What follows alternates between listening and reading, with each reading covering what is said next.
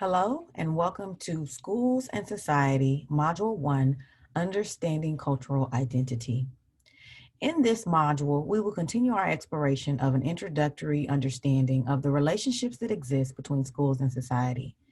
The first component of understanding that relationship is being in tune with who we are and understanding our own cultural identity. So in this module, you will be asked to explore self, to understand and start the process of looking into your own educational histories, as well as engage in conversations with your classmates on different assignments around understanding not only your own experiences, but experiences that have existed outside of yourself. So to get us started, as I suggested in the introductory portion of this presentation, I wanted you all in this first module to begin to endeavor in this exploration of cultural knowledge and what that means in our understandings of student experience, what that means in our understandings of student access, and what that means for the ways in which we can come to better understand and examine personal, social, and cultural identities. And so, as I suggested in the course introduction for this course, you will be challenged again throughout all of these modules to engage in a kind of guided self-reflection. This guided self-reflection will allow you to better understand who you are, alongside the social memberships you might ascribe to, and how that ultimately shapes the ways in which we might engage in different spaces that we might be within.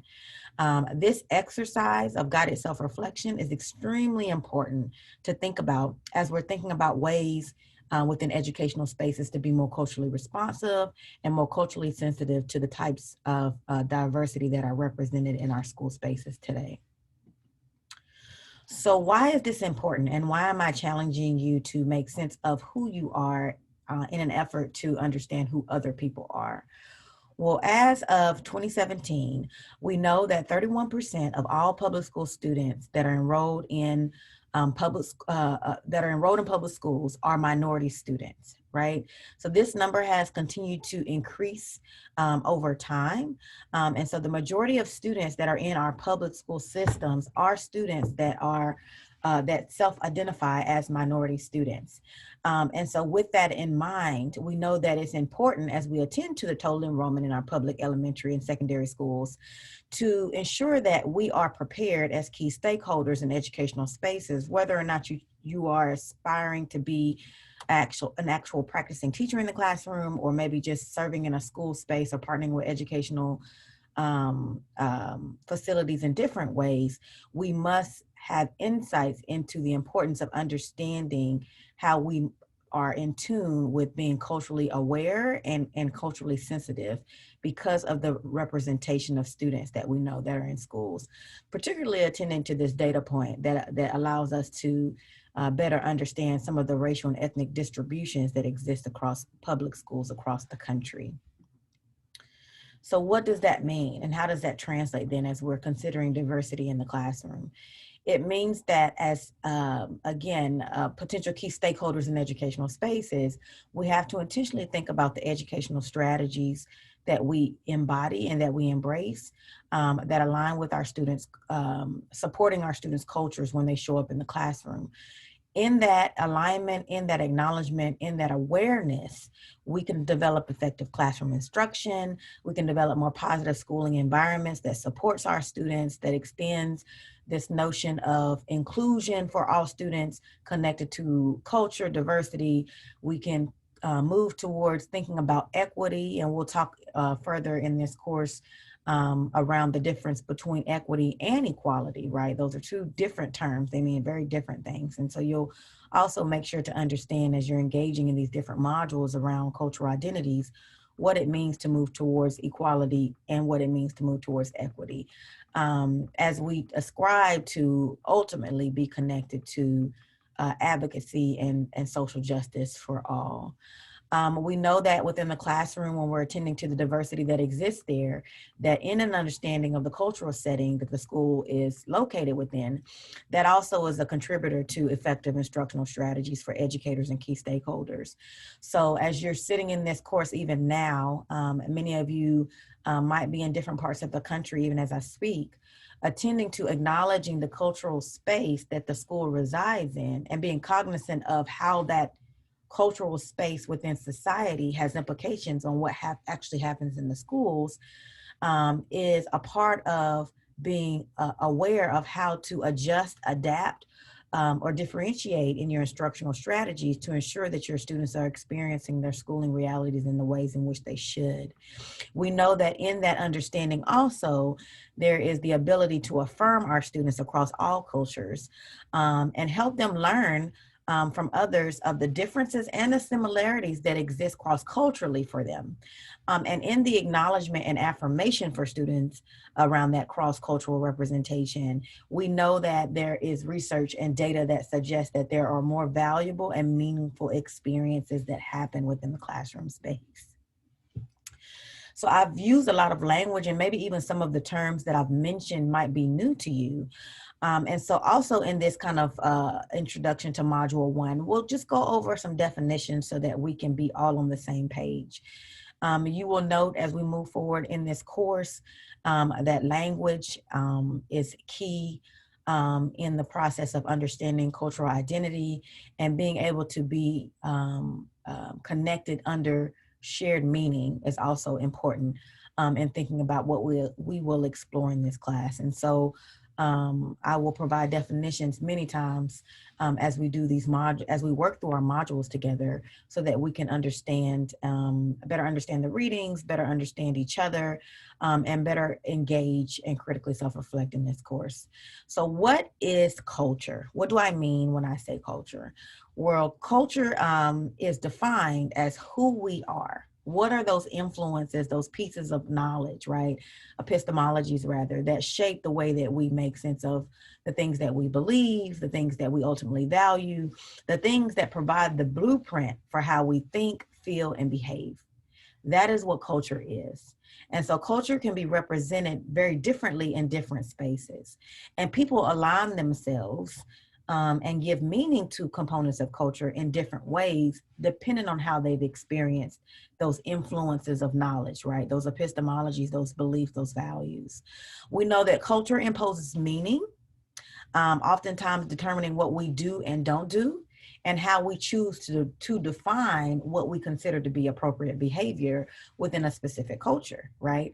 Again, attending to different spaces that we're in.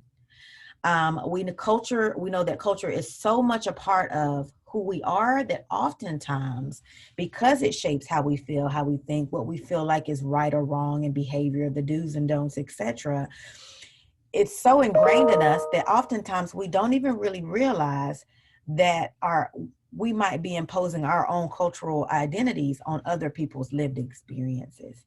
And so a part of this first module, this introductory module, is for you to make sense of how oftentimes we're so embedded in our culture, we don't realize that we allow it to shape ultimately the ways in which we engage with everyone, and oftentimes impose that same right or wrong, that right or wrong, or that do or don't on those that we come in contact with.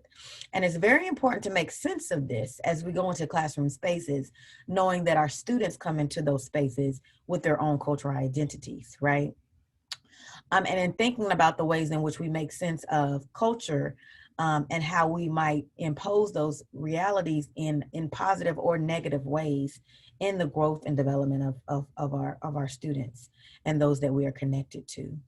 We know that characteristics of culture can be very visible, very easily identified. So even as I'm speaking, you might be making sense of being a part of the UF culture. For those of you that are not, I know a few of my students in this course are first year, but some of you have been at UF for a few years now, whether or not you're a traditional, you're the on-campus student, or you're the UFO student. There's a culture that surrounds what that experience looks like. If I put my hands in the air and started to do the gator chomp, everyone would be able to understand that hand motion is a part of the gator culture. It's a part of the UF culture, right? So there's some components and characteristics of culture that are very visible and easily identified in being connected to a particular thing. But it's also extremely important to note, again, those parts of our cultural understandings and identities that are so innate that we don't realize and we don't see them, and they live under the surface. And oftentimes we are not in tune and in the everyday awareness of how those different components of culture might show up and what they might mean, right? And also in thinking about that, how those components of culture directly align with and weigh very differently dependent on the individual experience, lived experience. So why is all of that important, you might be thinking? And where does all of this come from? Well, we know it's important because, again, we're thinking about those components of cultural identity that we bring into spaces and how that ultimately shapes how we engage, both in schools and within society. And where does it come from? Well, we know we learn our culture because it's so much a part of who we are and how we make sense of our beliefs and our values and our do's and don'ts, etc. That learning of culture oftentimes comes from the people that are closest to us, right? These can be our parents, these can be our caretakers, these can be different spaces within society that we spend quite a bit of time in, right? Thinking about where you might professionally find yourself, for those of you that also work full time alongside your educational trajectory. You have a work culture, right? There's certain behaviors or certain things that you embody, that you embrace, that you've taken on as a part of that culture because you've been in that space, the spaces that you've been closest to that shape how you engage. And so it's really important to note, as we're tuning to knowing what culture is and knowing how we learn our culture and how it comes to exist in our lives, the processes that and the language that we utilize to identify and define how culture manifests itself. And so there's two very similar processes that come in the interactions of understanding cultural identity that we can come to make sense of as we move forward in this course. There is enculturation, and enculturation is actually the process of acquiring characteristics of your culture and being competent of the language and ways of knowing. So those are those components of taking on the experiences that you've had with your parents and your caretakers, right? You're acquiring those characteristics. You've become competent in them over time because you've been embedded in these components of cultural identity since you've been young, right? Since you've been able to exist. And so you've acquired those characteristics over time, and now it has defined, or you have chosen to define yourself, or maybe not, right? You've come to make sense of those components, and maybe even now in your adulthood, or even as you transition into different spaces in life, you've seen those things and decided not to enculturate with those characteristics of your cultural identity, to separate from those things.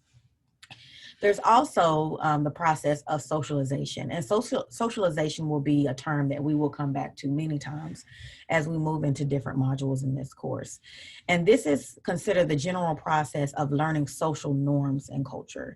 And so when I'm sharing about what you embody and embrace within the work culture, you are socialized into that work culture. When I'm sharing about being a student at UF, you are socialized into that, right? You learn those social norms, right?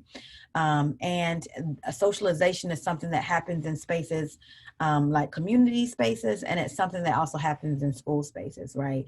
And throughout life as we maneuver through different spaces. And so we know through enculturation, there's an opportunity for you to acquire characteristics, but also choose to dispel them should you want to. And then in the process of socialization, that's also a very similar term that is used in the context of understanding how individuals flow into different spaces and learn social norms connected to those particular spaces. Both of these processes are connected to how we internalize certain social and cultural rules that have implications on how we engage with those around us.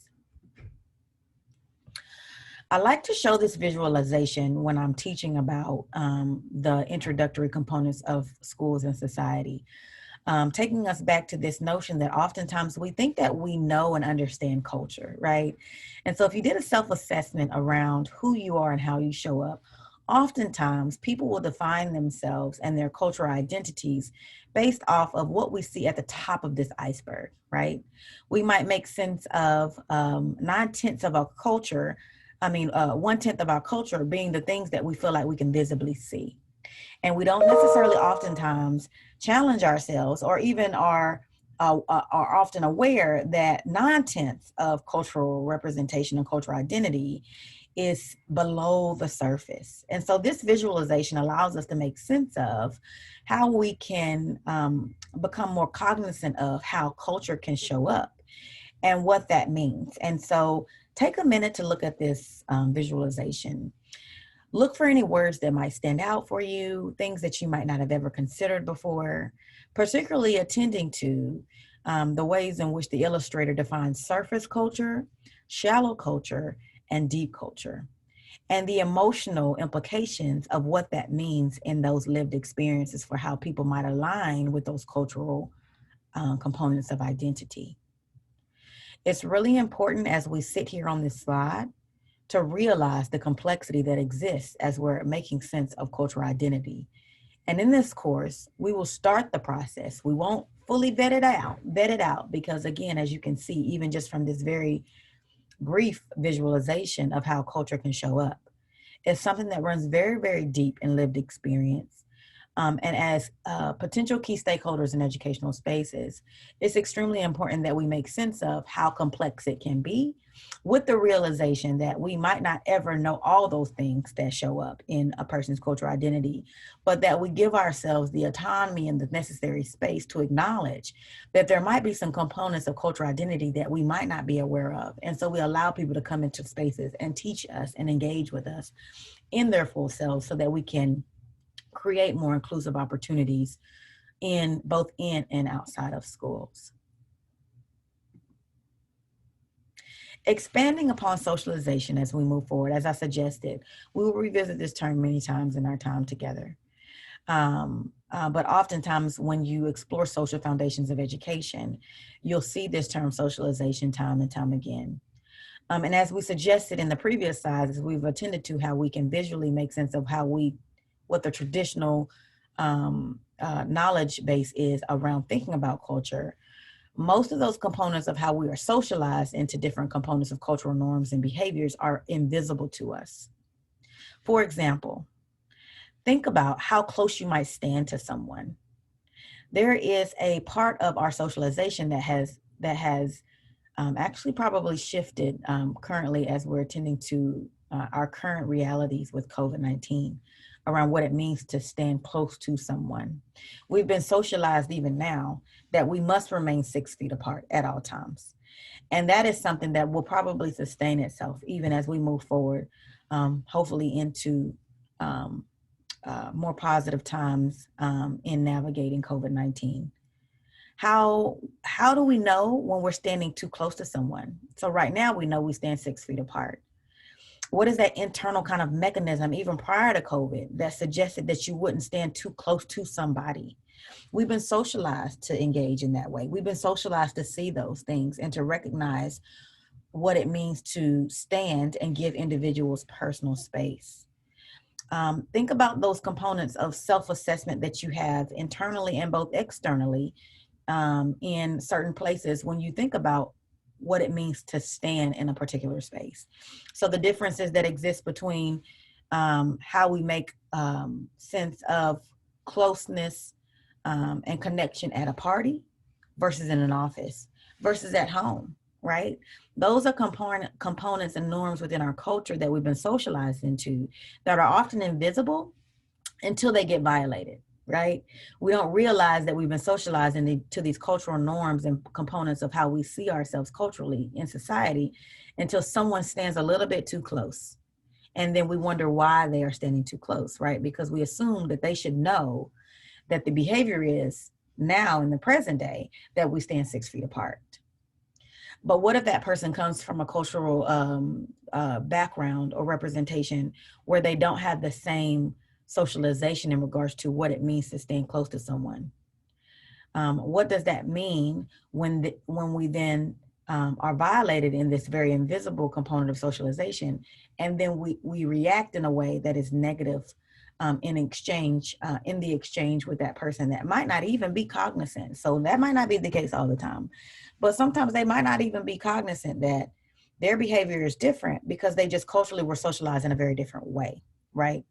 So we don't the goal is in this conversation and in this thought processes to note that we have to think about the intention and the opportunity, particularly as we're into educational space, to not necessarily impose a right or a wrong in cultural exchanges and cultural norms that we might see, and to create the necessary space to allow people to share and bring language to what it is that makes sense in their experience as well.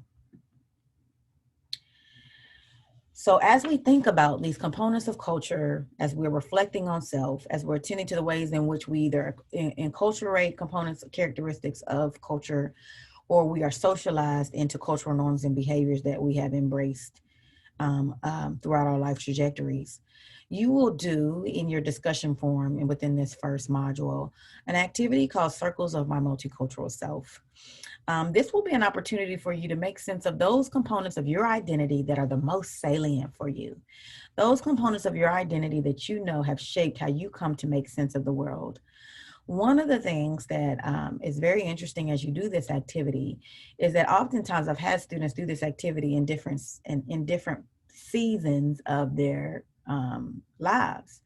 So for those of you that might be returning students, you've been working professionally, you're coming back to school, and maybe you've had the opportunity to make sense of a lot of life transitions along the way.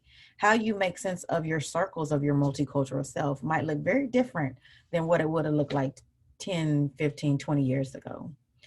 I did this activity when I was an undergraduate student many years ago, and how I would define those circles of identity for me now, and those components that are most salient for me as I'm making sense of my cultural identity are not the same.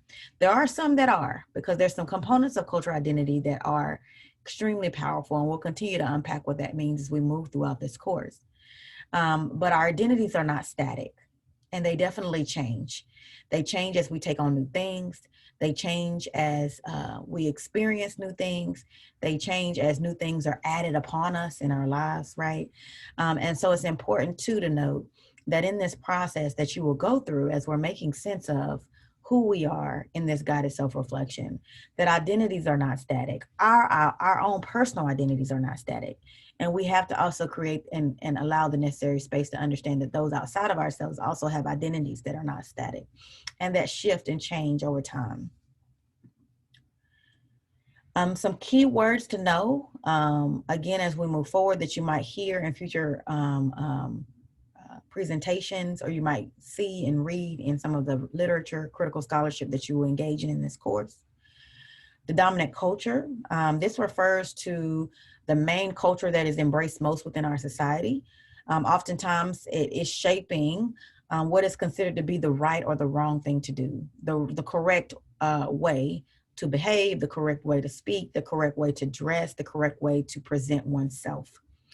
For example, and that can be utilized, dominant culture or dominant anything. So dominant language, dominant identity, right? So you could shift the language, the term around after the word dominant, but it's connected to the majority and how we make sense of what is considered to be the dominant way of knowing that folks most align with.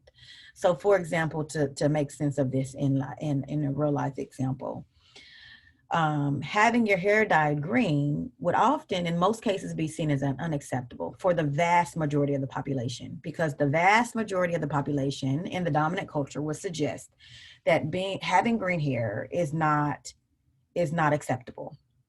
For those who might have the opportunity to engage with the introductory modules, you'll have the opportunity to meet me, Dr. Brown, and I have long locks.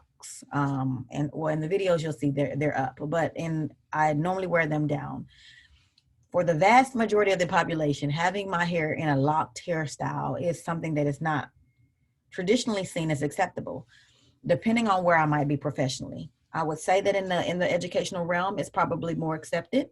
But if I was in corporate America or in business, there have actually been whole law cases current and within the last couple of years that have had to fight against what has been deemed acceptable or unacceptable when it comes to how you choose to wear your hair even in the context of how my hair might naturally grow out of my scalp. So the dominant culture, the dominant group, those that are considered to be a part of the dominant culture, to be aligned most closely with the dominant culture, is what sets the culture for minoritized groups across the board. And so oftentimes when you hear this language as you're reading, there is a dominant group. Typically, it is aligned with white Anglo-Saxon Protestant identities. And minoritized groups that don't fit into that dominant identity oftentimes have to ascribe, acculturate, or manifest themselves into right or wrong, acceptable or unacceptable behaviors that align with that component of identity. And if there's any pushback on that, then there's tensions that are worked through. Cultural pluralism, what does that mean? Cultural pluralism means that a society allows, this is where we see within a society, that there are very distinctive groups that are functioning, right? And in those groups, they are functioning separately and equally with each other without the requirement of assimilation. That is something that is not often the case. And so as you move forward in this course, actually within this first few weeks, you will do a deculturalization project where we will understand the educational histories of many minoritized groups in the United States. And we will see that there was no cultural pluralism that existed within US society. All minoritized groups rather, were forced to assimilate to a dominant culture, to the dominant group's set of values and norms. They were forced to assimilate and they were stripped of those components of their cultural identity that they brought to the spaces that they were within. And you'll learn about that as we move into those presentations and what that means. Multiculturalism. This is the allowance of cultural groups to maintain their cultural identities, but also participate in the dominant culture. So one of the things to note as you move in this course is that the dominant culture will always exist. It's historically ingrained in our country. It's historically ingrained in our world and how we make sense of who we are today and how our systems and our structures show up, right? And all of the different institutions that we function within. There is a dominant way that is threaded throughout how we make sense of the world. Multiculturalism is suggesting that in the acknowledgement that there is a dominant culture, we still afford people the opportunity in their unique cultural identities to participate equally and show up as their whole selves. And this is something that in education has been more pushed towards more probably since the early 90s, as you see the kind of the growth of the multiculturalism and multicultural education being kind of embedded into teacher preparation programs and into how schools function, right? And so multiculturalism is suggesting that it's making an allowance for these groups to maintain themselves differently from what you're going to see in your deculturalization projects, right? There was no opportunity for minoritized groups to maintain their cultural identities alongside participating in a dominant culture. They were forced to strip themselves of whatever cultural components of identity that they brought to the space and to align with the dominant culture. Ethnocentrism. This is a person's inability to view other cultures as equally viable alternatives for organizing reality. So this is where we see tensions in recognizing and supporting other cultures in spaces. Cultural relativism is the ability to be able to see someone's culture as if you were a member of that culture. I have many students that I've engaged with, specifically when you get to the university space and you have the opportunity to be exposed to maybe a lot more diversity and representation than you ever were before if you come from a very homogenous community prior to coming to college. Cultural relativism allows oftentimes students to engage and be a part of other cultures and to see cultures as they've never seen them before. And oftentimes I've had students share that they've been able to embrace and embody that culture, right? Because they felt accepted in that particular cultural identity, maybe even more so than the one that they came from, right? And so they're able to see that culture and relate to that culture as a part of themselves. And then assimilation, which we will talk about many times in this course, is where groups are forced to, again, closely align themselves with the dominant culture and strip themselves. And in that process, in assimilation, there is just a natural stripping that happens when you have to be forced to be outside of yourselves. It almost functions as a disappearing act, right? When you're being forced to be so much of who you are not, that you lose that part of yourself, right? Because you're having to adopt a dominant culture that is different from who you are. Many minoritized students enter into our schools, into our classrooms, even at the university level and beyond in society, and are asked to leave themselves outside of the door. I think that's the best way I've been able to have students fully understand what it means to assimilate, ask students to assimilate and leave themselves. It's to ask them to come to your classroom and leave who they are outside of the door. Because who they are to be successful in your exchange is to be what you set. And so in that, there's a very problematic reality that we have to contend with as we move forward in this course and come to make sense of the social foundations that undergird experiences within education. I end with this quote: "The culture one is immersed in is often the most difficult to see." You will read Eisner's text, I believe, in week 2. This comes from a very, very great read centered around how we make sense of schools as institutions and what that means in the lived experiences of the students that are flowing in and out of our school spaces. Really challenging you to go back to the drawing board when we started this talk today around that guided self-reflection and making sense of who we are, and allowing yourself in the process as you move forward in Module 1 to engage with the opportunity to explore yourself through the circles of your multicultural self-activity, through the opportunity in week 2 of the positionality statements, and how you're making sense of how, when you become more aware of who you are and how you show up, how that can help us in understanding our engagement with others. That is all for today's presentation. Please feel free to reach out with any questions. I am Dr. Brown. You can also reach out via email if you need clarity around any of the terms that we've explored today. Have a good one.